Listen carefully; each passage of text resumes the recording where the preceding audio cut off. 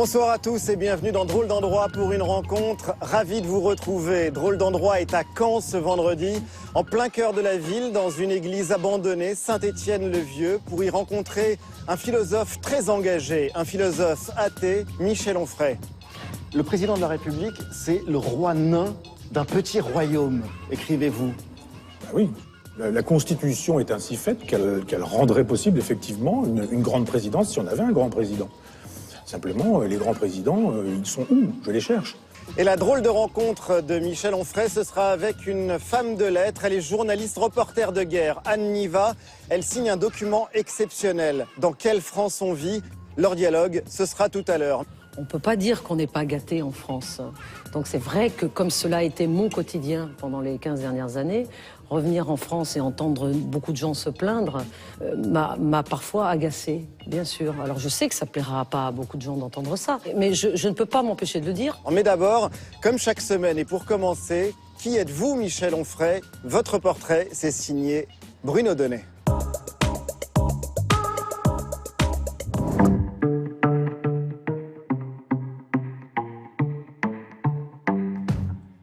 Alors, tenter de remettre l'image de Michel Onfray à l'endroit est une entreprise pour le moins périlleuse. Non, pas du tout. Pourquoi? Eh bien parce que celui qui est le philosophe le plus lu de France est aussi un garçon qui a la tête dure.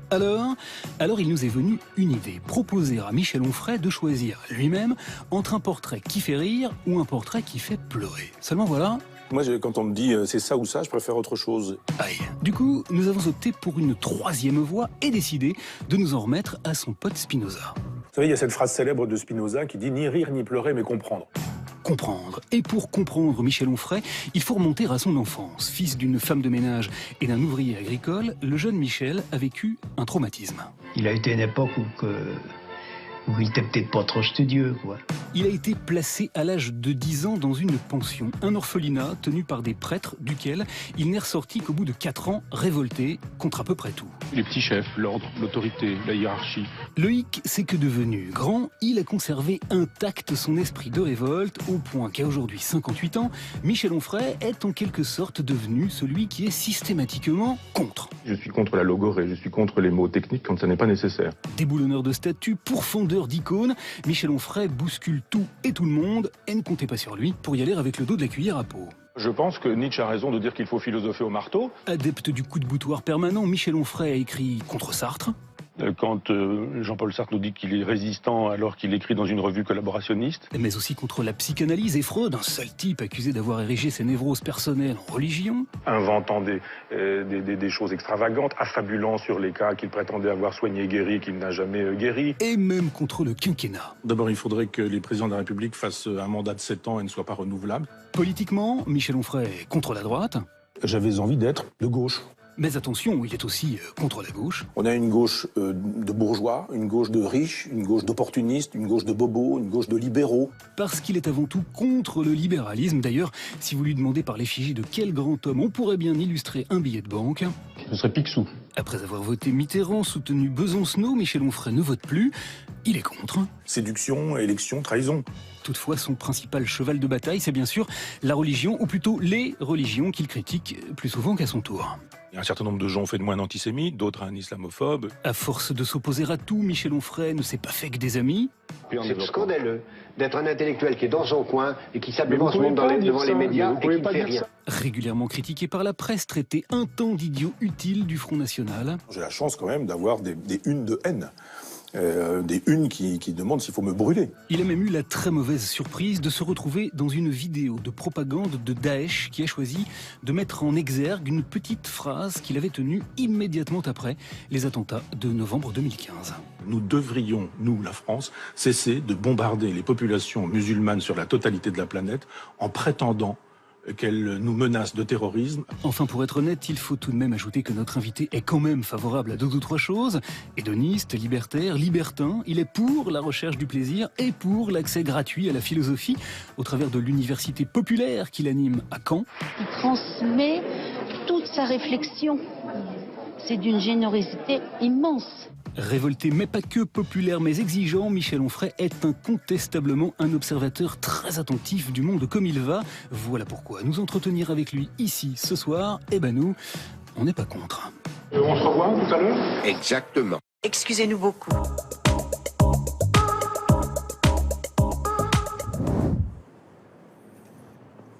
Bonjour. Bonjour Michel Onfray. Bonjour. Merci de nous accueillir chez vous. On est ici à Caen. Oui. Chez vous. Oui, chez moi en Normandie, dans des ruines. C'est important de revendiquer votre appartenance à un territoire, à un lieu, à la Normandie, à cette ville de Caen ?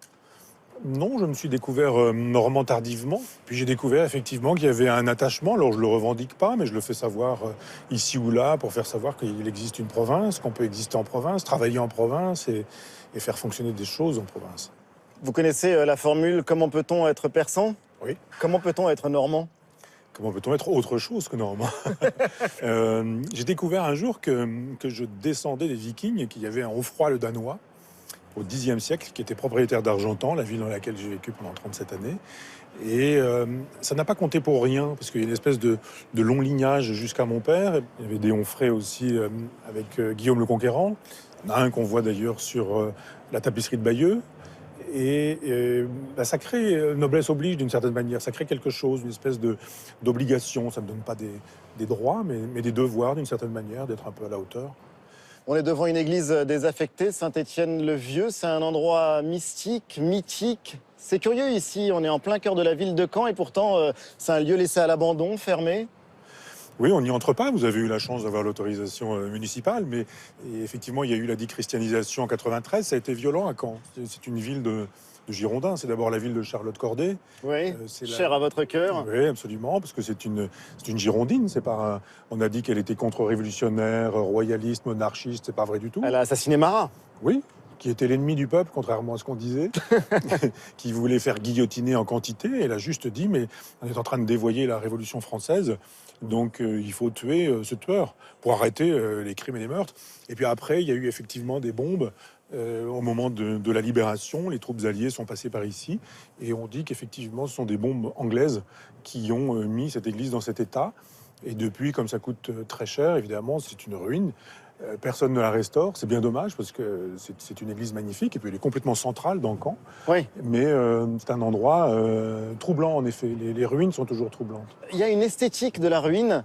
Vous y êtes sensible ? Ah oui, oui. D'abord, j'ai écrit il y a très longtemps un livre sur Manzu Desiderio qui s'appelait Métaphysique des ruines. Ce sont deux peintres, Barra et Nommé, deux peintres lorrains qui sont allés à Naples et qui ont fait des très belles peintures, mais d'effondrement d'églises. Après, il y a eu Hubert Robert au XVIIIe siècle et tous les romantiques ont été sensibles aux ruines parce que ça permettait de méditer sur les civilisations. Les civilisations sont mortelles, la preuve. Mais qu'est-ce qu'il y a de métaphysique dans les ruines ?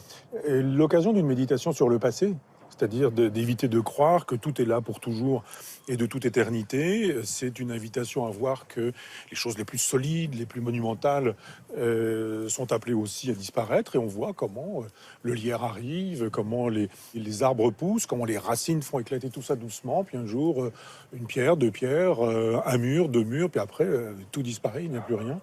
Donc pour un philosophe, c'est idéal, c'est une vanité. Romantique, Michel Onfray ? Oui, sûrement, oui. Il faut mener un combat en sachant qu'il est perdu. Le bateau coule, on ne fera rien pour pouvoir le renflouer parce que rien n'est faisable. Mais en même temps, mourir avec élégance. Donc il y a quelque chose de romantique à savoir que des combats sont perdus, mais il faut savoir les mener. Qu'est-ce qu'un athée militant revendiqué ressent devant un ancien lieu de culte ? D'abord, un athée n'est pas dépourvu de spiritualité.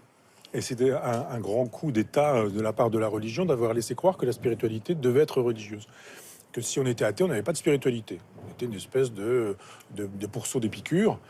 Et j'aime la culture de ma civilisation. Donc évidemment, je ne vais pas m'interdire de peinture, la peinture, la musique, la littérature. Mais donc vous ressentez une forme d'émotion ? Évidemment. Oui. Oui, évidemment. Oui. D'abord, pour les gens qui ont construit cet édifice. Ensuite, pour la ferveur populaire qu'il y a eu à cette époque-là. Ensuite, pour tout ce qui s'est dit, tout ce qui s'est fait, les mariages, les enterrements, la joie, la douleur, la souffrance, etc. Et puis après, parce qu'effectivement, c'est quelque chose qui fait partie de la ville, de son passé, qui est une espèce de présence silencieuse, mais qui nous dit qu'il y a eu tout ça. Il y a autre chose aujourd'hui, on entend les voitures, on entend les camions, on entend les avions, ce genre de choses. Mais il y a cette présence-là, qui reste là et qui montre qu'il y a une spiritualité. Elle est en train de s'effondrer, je dis pas c'est bien, je dis pas non plus c'est pas bien, je dis pas il faut la restaurer. Je le constate et il y a effectivement une émotion, mais un philosophe qui n'aurait pas d'émotion devant des ruines d'église, ce serait pas vraiment un philosophe. Pas un philosophe, non. Alors venez, Michel Onfray, il y a des graffitis avec des déclarations d'amour, il y a des messages de supporters de foot de la ville de Caen. Et puis il y a ici tout n'est qu'ordre et beauté, luxe, calme et volupté. Baudelaire, l'invitation au voyage. Oui. Qu'est-ce que ça vous évoque?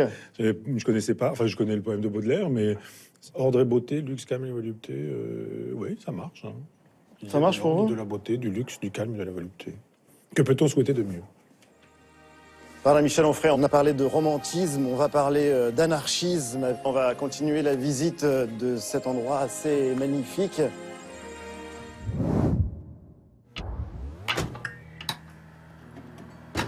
Michel Onfray, vous publiez Décoloniser les provinces. C'est un livre de combat, c'est un livre qui se présente comme une contribution au présidentiel. Décoloniser les provinces, c'est un emprunt à Michel Rocard ou c'est une référence à Michel Rocard. Qu'est-ce qu'un anarchiste, un libertaire va rendre hommage à Michel Rocard? C'était l'époque où Michel Rocard était de gauche, d'abord. Il était au Parti socialiste unifié. C'est un travail qu'il a fait, d'abord, c'était de décoloniser la province. Oui. Et puis on n'a pas eu l'autorisation. Vous avez mis le pluriel. On n'a pas eu l'autorisation. Et de fait, cette proposition, elle était extrêmement intéressante. Elle a été après reprise, bricolée, détruite dans le processus de décentralisation mis en place par Gaston Defferre. Ce n'est pas un rapport sur la décentralisation, que les choses soient claires. Non, surtout pas. Non, c'est juste une invitation à dire, savez-vous qu'il y a autre chose que Paris en France? Savez-vous qu'il y a des régions, qu'il y a des provinces? Savez-vous que la majorité des Français vivent en province et pas à Paris? Et que Paris, c'est pas un arrondissement qui fait la loi. C'est juste une invitation à dire, et si vous vouliez qu'on fasse enfin de la politique pour les gens qui sont en province, parce qu'il y a une colonisation, d'une certaine manière, des provinces par Paris. Et ça va même plus loin. Vous parlez de Paris comme d'un vampire qui a sucé le sang des provinces en France. Absolument. Vous le dites avec le sourire. Ah oui, parce que... Non, mais ça, c'est le polémiste Michel Onfray qui avait trempé sa plume dans l'acide ou... C'est le littéraire, c'est une image que tout le monde comprend. Cette idée du vampire qui se nourrit du sang bien chaud et bien vivant de la province. Vous savez qu'on monte à Paris et qu'on descend en province. Oui, on monte à Paris comme au ciel. Voilà. On est dans une église. Voilà, et on descend en province. Voilà. Comme on va aux enfers. J'ai bien entendu jadis Johnny Hallyday dire qu'il allait rôder son spectacle en province. C'était extraordinaire. C'est-à-dire chez les ploucs, on va essayer, voir l'électricité, si ça marche, etc. Puis voilà. Et puis après, on ira à Paris, quoi. On va aller à Paris. Et moi, on m'a proposé très vite et très tôt, lors de mon premier contrat, d'aller à Paris en me disant, c'est ici qu'on fait carrière, etc. Pour réussir. Carrière, j'ai envie de faire des livres. Il m'a dit, vous réussirez pas. Je dis, je réussirai pas, c'est pas grave. Mais effectivement, on voit bien que tous les talents de la province nourrissent Paris et que pour exister, il faut aller à Paris. Ce que vous n'aimez pas à Paris, bon, il y a le côté centralisation à outrance. Il y a cette idée qui remonte aux Capétiens que on a construit la France autour d'un cœur qui est Paris, d'un aspirateur, d'une sorte de trou noir qui est Paris. Mais vous n'aimez pas Paris, son anonymat. Vous n'aimez pas Paris, sa déshumanisation, sa déresponsabilisation, comme vous le dites, son animalisation. Paris rend les gens animaux. Oui. Ouais. Oui. Non, je pense que c'est un lieu de concentration des Rastignac et qu'ils y sont tous. Si vous voulez faire carrière, si vous voulez exister. Mais Rastignac, c'est un provincial. Oui, qui monte à Paris. Moi, les Parisiens... Mais donc le problème de Paris, c'est les provinciaux qui sont montés pour y faire carrière. D'une certaine manière, oui. Oui. Donc, ce sont des infidèles. Et je pense effectivement que dans tous les domaines en France aujourd'hui, peinture, musique, littérature, philosophie, édition, etc., vous avez moins de 50 personnes qui font la loi. Il faut les connaître. Si vous les connaissez, vous êtes copains, vous les tutoyez, vous les invitez, qu'ils vous invitent, etc., etc.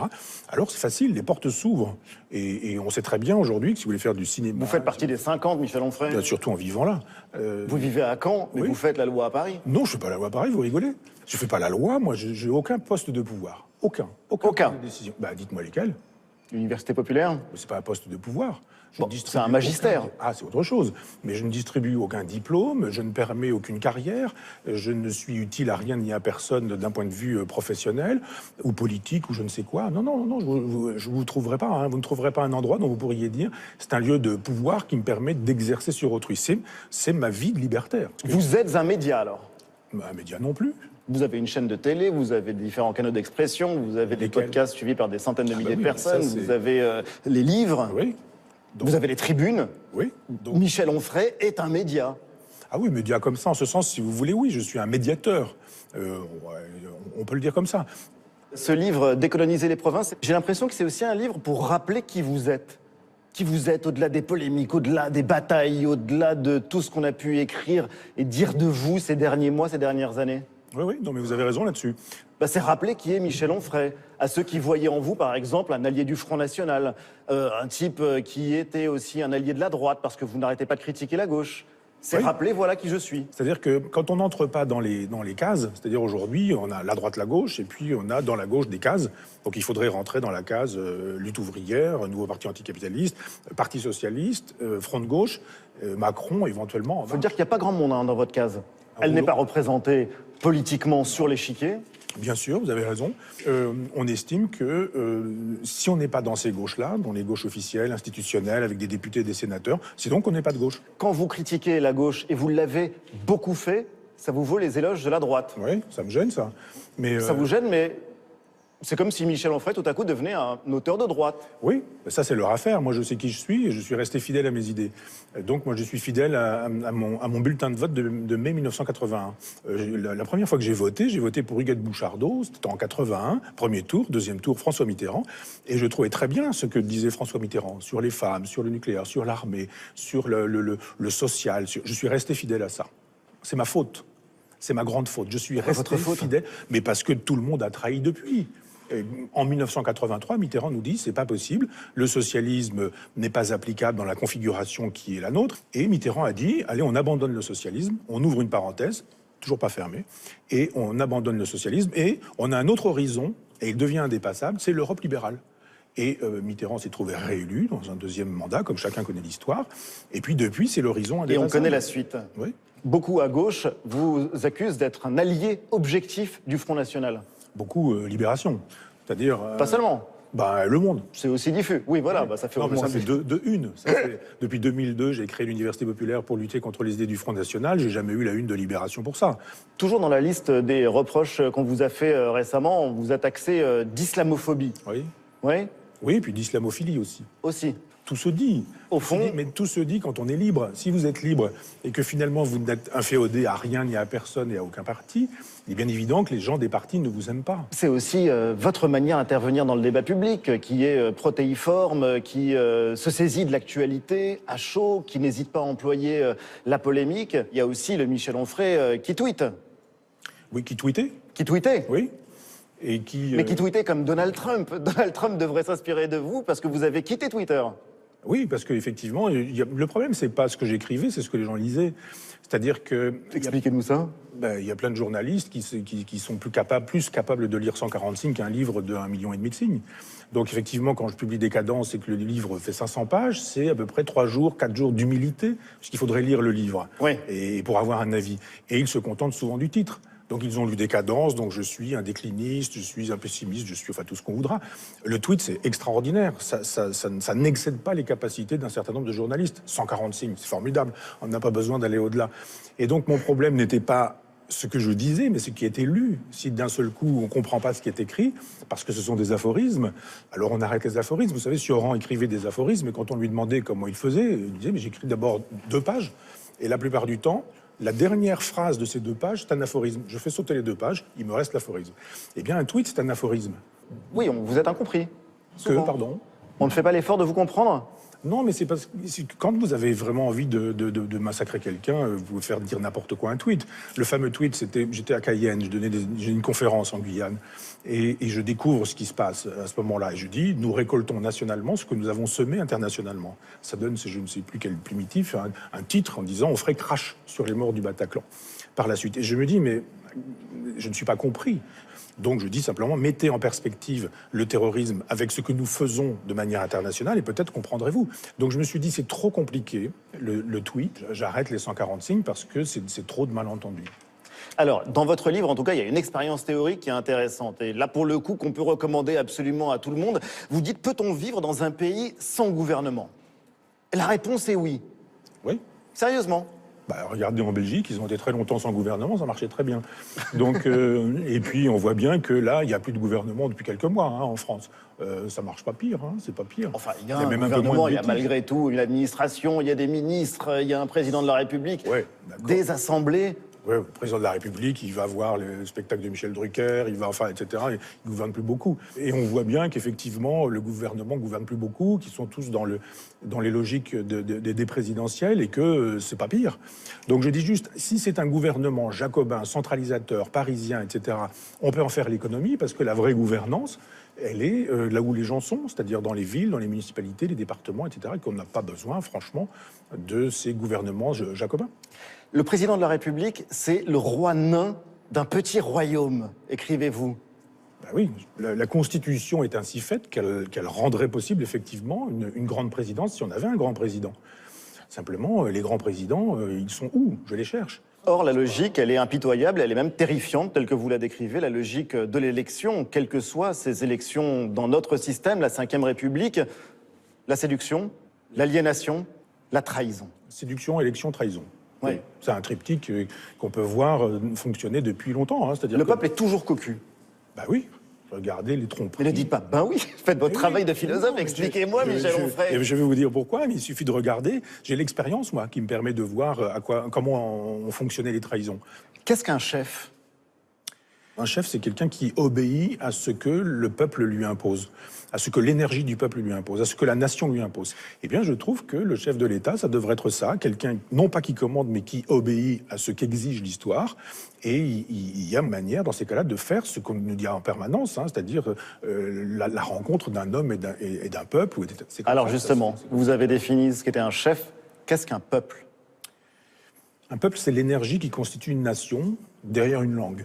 C'est le peuple souverain. C'est pour moi le peuple souverain. Celui qui va bosser, c'est celui qui trime, c'est celui qui paye des impôts, c'est celui qui ne connaît pas la niche fiscale, qui ne connaît pas les arrangements. Celui qui vote.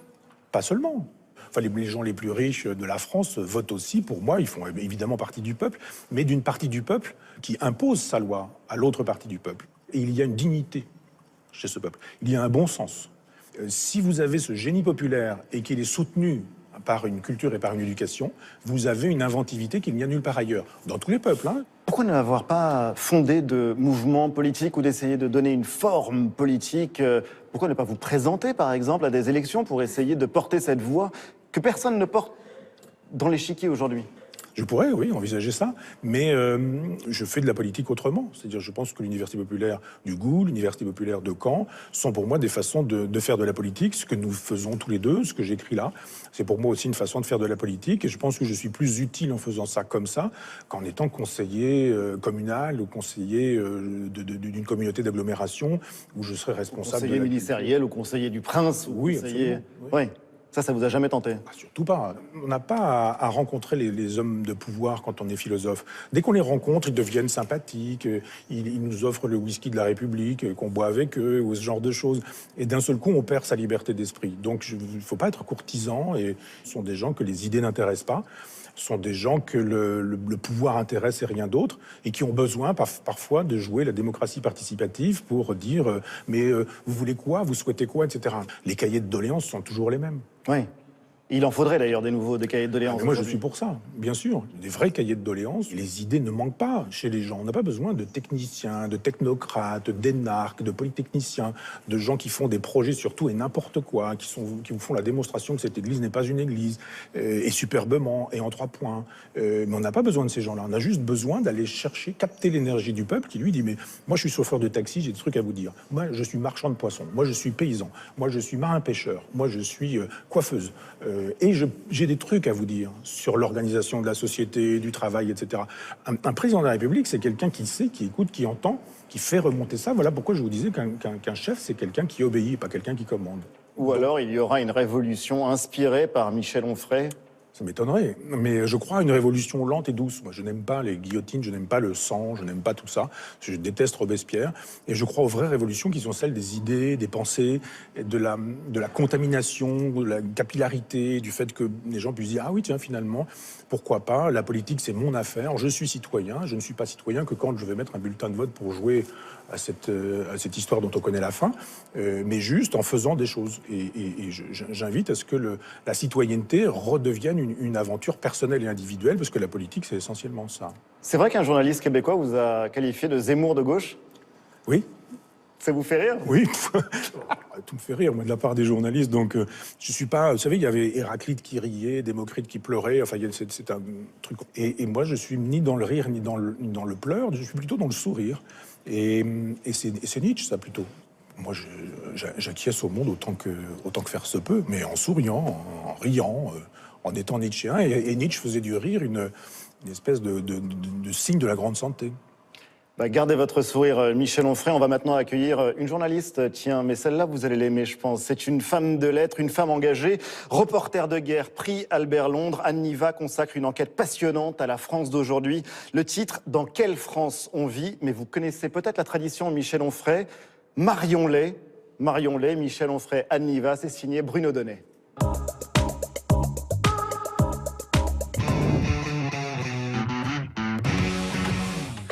Anne Niva s'est fait un nom à la toute fin des années 90 lorsqu'elle était la correspondante du journal Libération à Moscou.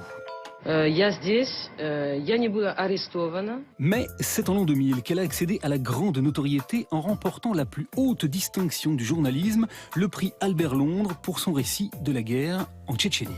Les guerres, ce sont des modes. Et la Tchétchénie n'est plus à la mode. Donc il y a des massacres dont on parle et puis il y a ceux dont on ne parle pas. Seule journaliste à couvrir ce conflit, elle a opté pour une méthode à la fois simple et radicale, l'immersion totale. J'ai été dans ces camions, dans les bennes de ces camions, quand les habitants fuient les villages. J'ai été sous les bombardements. Une signature singulière qu'elle a ensuite exportée, déclinée en Irak et en Afghanistan. Je suis irakienne en Irak, afghane en Afghanistan. Alors, vous vous demandez peut-être quel rapport il peut bien y avoir entre la reporter de guerre et le philosophe hédoniste. C'est ça qui est problématique, c'est de le montrer. Eh bien, d'abord, sachez qu'ils ont tous les deux un caractère bien trempé. Pourquoi avez-vous suivi cette guerre du côté tchétchène et non pas du côté russe? Écoutez, c'est très simple. Moi, je suis journaliste, donc je n'ai pas envie, par définition, qu'on contrôle mon travail. Qu'ils se passionnent l'un comme l'autre pour le poids des religions. J'ai très envie de rester dans des pays où il y a un problème de religion, c'est-à-dire l'islam, le christianisme, ça m'intéresse beaucoup. Et qu'ils partagent la même volonté de rendre accessible ce qui peut, parfois, nous sembler compliqué.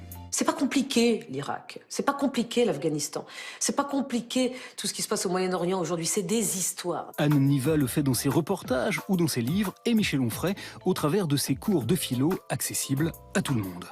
Les gens comprennent que la philosophie peut faire ça, c'est-à-dire peut permettre de répondre aux questions qu'ils se posent. La question du terrorisme islamique les préoccupe également tous les deux. Allez vous promener aujourd'hui en Irak ou dans les banlieues françaises, vous allez voir si les musulmans n'ont pas l'impression qu'on les traite tous d'islamistes. Et tandis que le philosophe s'interroge très régulièrement sur ses origines... Si aujourd'hui tous ces pays ne nous menacent pas de terrorisme mais pratiquent le terrorisme en France, c'est parce que nous leur avons fait la guerre depuis 1983.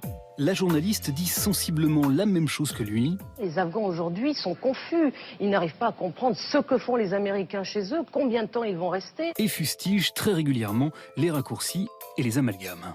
Musulmans égale terroriste. Médiatiques l'un et l'autre, ils considèrent la télévision comme un mal nécessaire à la diffusion de leurs travaux. Il faut dire que quand même la communication est le nerf de la guerre. Quand on va dans un média, on y va avec ses idées et on s'y prostitue pas. Même si, contrairement à Anne, qui fut brièvement intervenante récurrente sur Canal+, Michel n'a jamais accepté d'y devenir chroniqueur. Ruquier m'a proposé de l'être en remplacement de Zemmour ou de Nolot. J'ai refusé aussi. Toutefois, ce qui nous a le plus intéressé, c'est la saisissante proximité du regard qu'il porte sur la politique et sur le peuple français. Je trouve qu'on n'en parle pas du peuple, qu'on l'oublie le peuple. Et qu'à chaque fois qu'on le parle, c'est pour le prendre en otage, c'est pour lui faire dire des choses qu'il ne dit pas.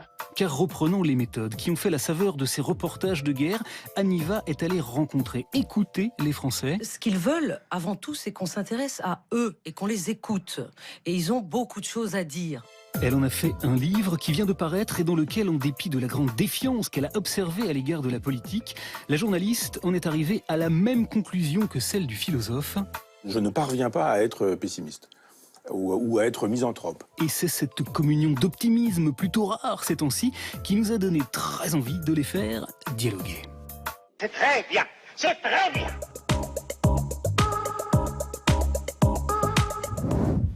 Bonjour Anne Livin. Bonjour. Et merci d'avoir fait le voyage. Vous publiez un document exceptionnel et je pèse mes mots, dans quelle France on vit. C'est un reportage au long cours dans notre pays et c'est étonnant comme vos deux livres se font écho, comme ils résonnent l'un avec l'autre. On a le sentiment que les Français ne se connaissent plus. Pour que l'un et l'autre, vous ayez besoin de raconter la France, d'expliquer la France. C'est comme si, oui, on ne sait plus qui on est finalement quand on est français. C'est-à-dire que c'est plutôt que nous, journalistes, allons assez peu hors de notre bulle. Tout le monde a sa bulle. Et je crois que pourtant, c'est l'essence même du journalisme. Je me suis dit, est-ce que j'ose écrire sur la France? C'est pas évident d'écrire sur la France. Oser écrire sur la France. Je pense que depuis des années, il y a une espèce d'interdit sur la France. Et parler de la France, c'est... D'interdit? Oui. Le tabou. Oui, le tabou. Ça veut dire être franchouillard, ça veut dire être nationaliste. Et puis très vite, on a les épithètes qui vont avec. On fait le jeu du Front National. Et puis voilà, juste dire on aime la France, on aime les territoires, on aime la province, on aime les villages, on aime les campagnes, on aime les gens qui les habitent. Donc je dis, mais est-ce qu'on a le droit d'aimer la province, les provinciaux, sans être tout de suite considérés comme des vichistes? Et à tel point, Michel Onfray, qu'effectivement, que dans ce long livre enquête-reportage, dans chaque ville où je me rendais, les gens que je rencontrais étaient extrêmement étonnés que je vienne m'intéresser à eux. Oui. Et leur perplexité me rendait moi-même perplexe. C'est-à-dire cette image, ce stéréotype du journaliste parisien qui ne s'intéresse qu'au scoop. Évidemment, la décrédibilisation du journaliste, elle est forte. Je ne l'ai pas rencontrée que en France. On va y venir tout à l'heure, mais c'est vrai que c'est très frappant qu'un journaliste aille s'intéresser au quotidien. Mais là où il n'y a pas normal. d'événement particulier, mais montrer la vie. Mais oui. Tout simplement la vie. Mais parce que je ne vais pas démontrer quelque chose, je vais simplement montrer quelque chose. J'ai une phrase de Flaubert en exergue de ce livre. Un autre Normand. Absolument. Il suffit de regarder une chose longtemps pour qu'elle devienne intéressante. Ça, je trouve ça formidable. C'est justement l'anti-scoop. C'est pour montrer que le journalisme, même le journalisme d'aujourd'hui, la télévision, les médias sociaux, etc., ça n'est pas que le scoop. Moi, c'est l'humain qui m'intéresse, dans toute sa complexité, dans tous ses paradoxes. Et finalement, je fais la même chose au fin fond de l'Irak et de l'Afghanistan qu'en France. Donc, j'ai rencontré des gens qui me parlaient du FN, comme j'ai rencontré des gens qui me parlaient de Macron, comme j'ai rencontré des gens qui me... J'ai fait une tournée avec un facteur de l'an qui m'expliquait en quoi il se sentait déclassé. Pourquoi ça ne lui plaît pas qu'on ne l'appelle plus facteur et que la Poste dise de lui qu'il est un distributeur tous objets? Je comprends que ça ne lui plaise pas. Oui, mais je me suis souvent rendu compte à quel point les Français ne prenaient pas soin d'eux ou si mal. Ça, c'est vous qui l'écrivez, Anne Livin. Mais cette idée très forte que les Français ne prennent pas soin d'eux, vous seriez d'accord avec ça ou est-ce qu'ils sont victimes d'un ordre qu'on leur a imposé? Moi, je dirais qu'on ne prend pas soin d'eux. Donc, on a pris soin d'un certain type de Français, la paupérisation, quoi. C'est-à-dire les riches qui se sont enrichis, sont devenus de plus en plus riches et de moins en moins nombreux, et les pauvres, de plus en plus pauvres et de plus en plus nombreux. Donc, je crois qu'on n'a pas eu le souci du peuple et que si on veut expliquer les 25% de Marine Le Pen, ça s'explique comme ça. Voilà, juste quelqu'un qui récupère 25, 30 et peut-être plus. Et là, cette dignité perdue. Oui, on ne sait pas. On ne sait pas encore. Mais j'ai rencontré des gens très pauvres et des gens très aisés. Il y a des malaises chez tout le monde. Hein. Mais il y a aussi une force, une envie de s'en sortir. Et surtout, j'ai trouvé de l'humour. J'ai trouvé de l'humour et de l'autocritique chez beaucoup de mes concitoyens. Ouais. Et une capacité à analyser la situation de son propre pays, une absence d'aveuglement qui, moi, me manquait. C'est un peu pour ça que j'ai eu envie de faire ce livre. C'est pour montrer que je crois que les Français, le peuple français n'est dupe de rien, n'est pas aveugle, et qu'il a son mot à dire, justement. Ça, je suis d'accord, il y a un génie français, je suis d'accord. C'est-à-dire que si vous allez dans le bistrot de mon village, là j'ai toujours une maison dans ce village, quand on va au bistrot, ce sont des gens qui parlent comme Céline. Il y a des inventions linguistiques, des inventions de langage, absolument. Et une vision des choses. Et d'ailleurs, il y a un vrai travail littéraire dans votre reportage parce que vous restituez le langage de chacune des personnes que vous rencontrez, qu'elles soient très cultivées ou pas du tout, qu'elles soient, comment dire, en pleine maîtrise de la grammaire et de la syntaxe ou pas du tout. Ça fait aussi partie du travail pour raconter, parce que mon obsession, c'est celle du réel. Mais ce réel, je dois aller le chercher. Je ne peux pas l'inventer. Jean-Pierre Mougeot, ancien militant FN, avec ses 8 chiens, représentant du FN dans le Jura, Qui ne votera pas Marine Le Pen. Non, parce qu'il déteste Marine Le Pen, parce que lui, il est FN père. Voilà, exactement. Ancien légionnaire, oui. J'ai Sidonie, qui est psychologue à Pôle emploi, et qui me dit, nous, à Pôle emploi, nous sommes le dernier rempart contre la révolte, qui aime son métier passionnément, mais qui, en même temps, a l'impression, a la quasi-certitude qu'il y a des tas de gens pour lesquels elle n'arrivera pas à trouver un emploi. De la même façon que des policiers à Lons-le-Saunier m'ont dit quelque chose de très fort aussi. Une femme policière avec qui je patrouillais la nuit à la BAC, la brigade anticriminalité, a dit « Nous sommes les éboueurs de la société, nous, les policiers. On aime son médecin, mais on n'aime pas son flic. » C'est ça qui est essentiel. Michel Onfray, la question de l'identité pour vous, elle est centrale, elle est radicale. Moi, je crois que c'est plutôt la question de la dignité qui importe aux gens. Les gens veulent de la dignité. Ils veulent du travail, ils veulent de la décence, ils veulent que les gens qui les représentent, ne les humilient pas, oui. Ne leur mentent pas, ils ne les trahissent pas, de la ne les trompent pas. Voilà. C'est pas l'identité. Les Français ne sont pas franchouillards, les Français ne sont pas dans la haine d'autrui, dans le refus des autres. Et je pense que quand on nourrit le ressentiment, on rend possible des Marine Le Pen, des extrémismes divers et multiples, des gens qui ne vont plus voter. Les guerres, bien sûr. Absolument. Et ça n'est que ça. Le moteur de la guerre, c'est le ressentiment. Et si on prive de dignité les gens, le ressentiment arrive. Et le ressentiment, c'est une espèce de poudre qu'on répand partout. Il suffit un jour d'une étincelle pour que tout ça explose. La France est une poudrière, vous diriez ça? Non, pas à ce point-là, pas une poudrière dans le sens où j'ai vu et j'ai été dans ces vraies poudrières où il y a des vraies guerres aujourd'hui.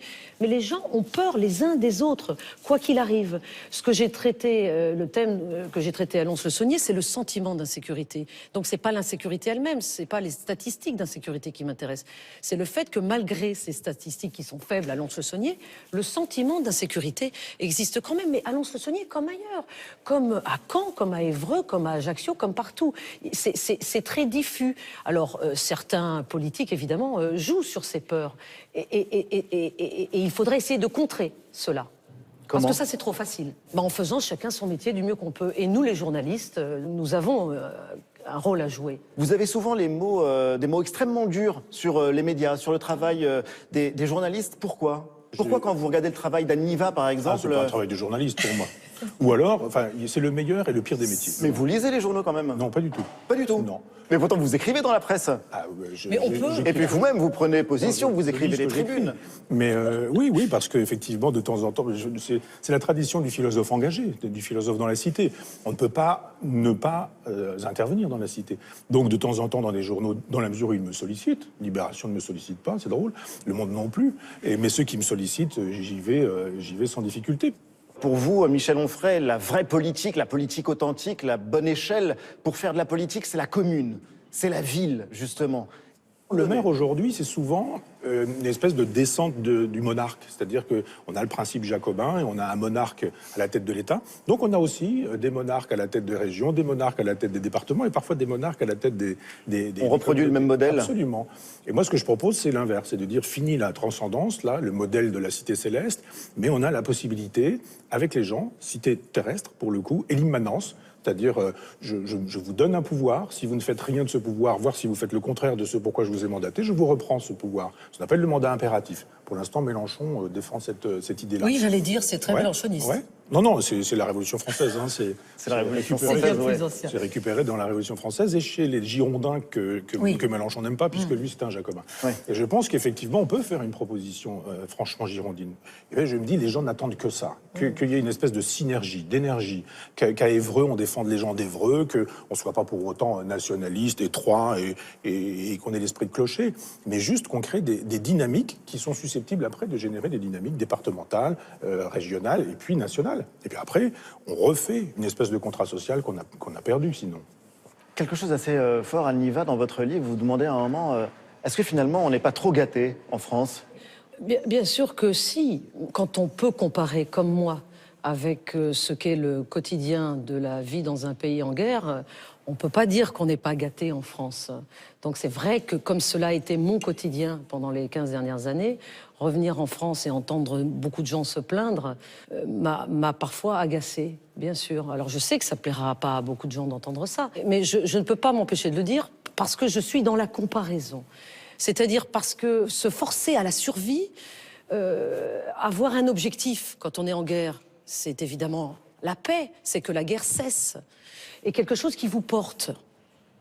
Mais nous, qu'est-ce qui nous porte ici quand on est en paix? Mais c'est une vraie question, c'est une question extrêmement puissante. Qu'est-ce qui nous porte? Pour certains, c'est la religion. Voilà, alors j'ai constaté, en me promenant en France, sans aller chercher du côté religieux, le religieux est venu à moi. Et je me suis demandé s'il n'y avait pas, alors qu'on est en train d'hystériser ces questions, des débats que nous devrions avoir plus basiques sur assumer le fait qu'effectivement, en cette période troublée, le religieux puisse satisfaire beaucoup de personnes. Oui, mais vous parlez à un athée. Oui, moi je comprends, ça s'appelle la spiritualité. Alors Oui. parfois la spiritualité prend des formes religieuses, mais elle peut aussi prendre des formes laïques, voire des formes philosophiques. Oui. Moi c'est tout mon travail. Oui, c'est de vrai. dire, il y a des spiritualités religieuses très bien, on peut vous expliquer que la raison de ce monde est en dehors du monde et qu'il y a un arrière-monde, qu'il y a un au-delà, qu'il y a un Dieu, etc., etc. Mais on peut aussi dire, il y a une autre possibilité, qui est la possibilité philosophique.